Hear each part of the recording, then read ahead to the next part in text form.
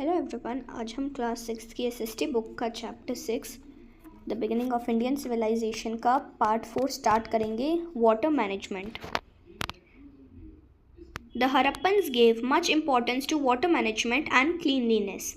तो फिर जो हरप्पन्स थे, जो हरप्पन सिटी में रहते थे हरप्पन्स, वो लोग बहुत ज़्यादा इम्पोर्टेंस देते थे, बहुत ज़्यादा इम्पोर्टेंट था उनके लिए वाटर मैनेजमेंट और क्लीनलीनेस को, कि सफाई रहे और वाटर हमेशा मैनेज रहे। They often had separate areas for bathing in their homes.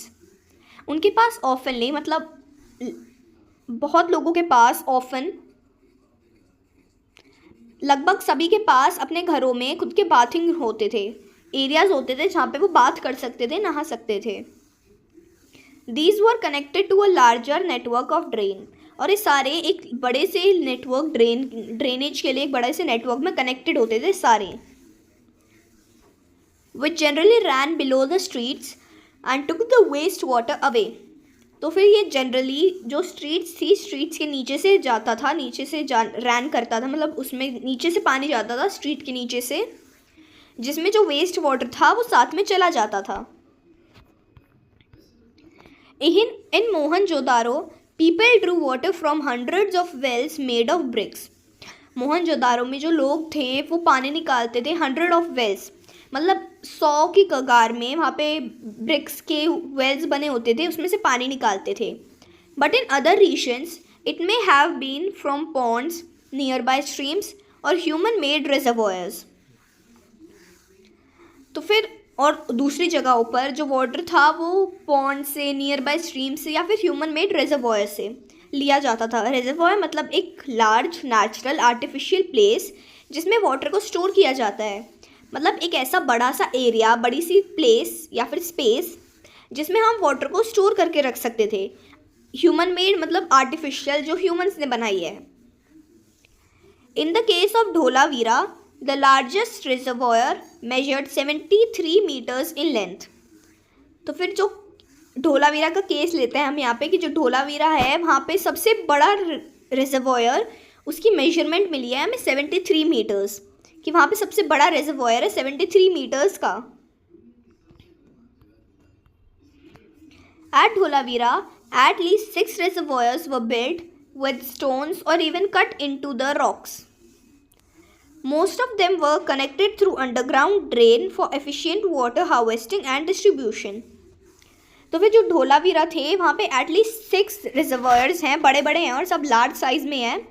वो बनाए गए थे स्टोन से या फिर रॉक को कट करके, जो चट्टानें थी उन्हें कट करके बनाए गए थे reservoirs.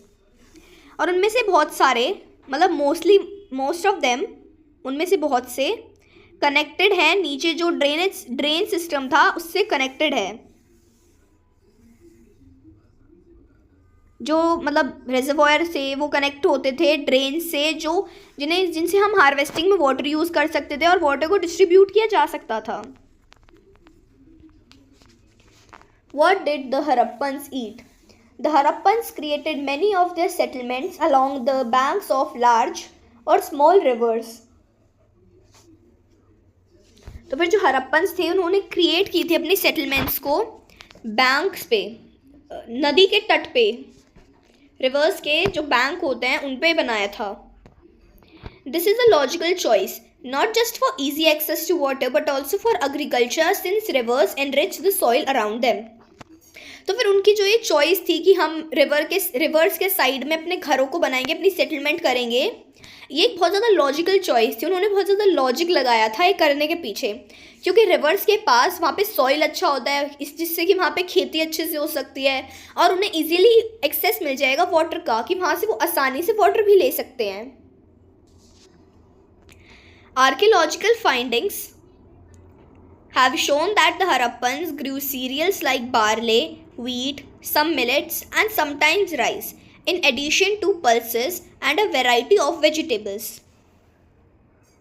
They were also the first in Eurasia to grow cotton, which they used to weave into clothes. They made farming tools including the plow, some of which continue to be used by the modern farmers.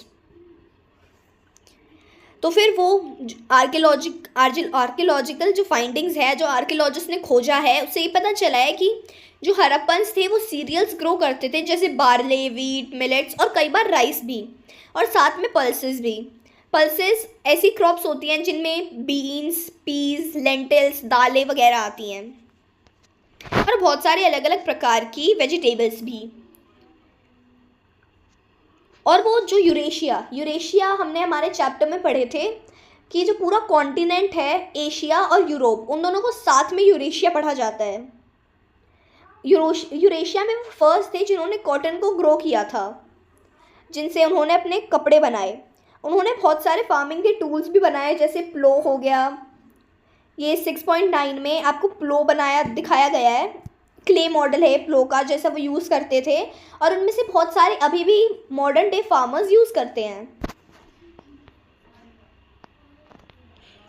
This intense agricultural activity was managed by hundreds of small rural sites or villages. तो जो ये agriculture activity थी, ये manage होती थी hundreds of small rural site या फिर villages से, मतलब 100 की कगार में विलेजेस या फिर छोटे मोटे जैसे शहर हो गए, रूरल एरियाज हो गए वैसे। Then as now the cities could survive only if enough agriculture produce from rural areas reached them on a daily basis. और अभी के टाइम पे जो सिटीज़ हैं वो इसी तरीके पे सर्वाइव कर सकती हैं कि उन्हें रूरल एरिया से, गांव के इलाकों से डेली बेसिस पे एग्रीकल्चरल प्रोड्यूस मिलता रहे, आता रहे, उन तक पहुंचता रहे। The Harappans also domesticated a number of animals for meat consumption and fished both in rivers and in the sea. तो फिर जो हड़प्पन्स थे उन्होंने डोमेस्टिकेट किया एनिमल्स को, उन्होंने एनिमल्स को पाला उनके मीट कंजप्शन के लिए, उनसे मीट लेने के लिए, और उन्होंने फिश्ड भी किया, मतलब मछलियाँ भी पकड़ते थे, वो पालते थे रिवर्स और सी दोनों से, मतलब वो मछलियाँ पकड़ते थे खाने के लिए। This is known from the large number of animal and fish bones found during exhibitions. तो फिर ये सारी चीज़ें हमें ऐसे पता चल रही है कि हमें जैसे छानबीन चलती है उन एरियाज़ की, तो वहाँ से हमें बहुत सारे बोन्स मिले एनिमल्स और फिशेस के। What did Harappan cooking pots contain? जो हड़प्पन कुकिंग पॉट्स होते थे उनमें क्या होता था? Scientific examinations of clay pots have provided some answers, both expected one, dairy products, and surprising one, such as remains of turmeric, ginger, and banana. Clearly, their diet was quite diverse. तो फिर जैसे हमने examine किया, अच्छे से देखा, परखा, फिर बाद में पता चला कि जो क्ले पॉट्स थे उनमें एक्सपेक्टेड आंसर्स भी थे और सरप्राइजिंग आंसर्स भी थे कि उन क्ले पॉट्स में क्या रखा जाता था।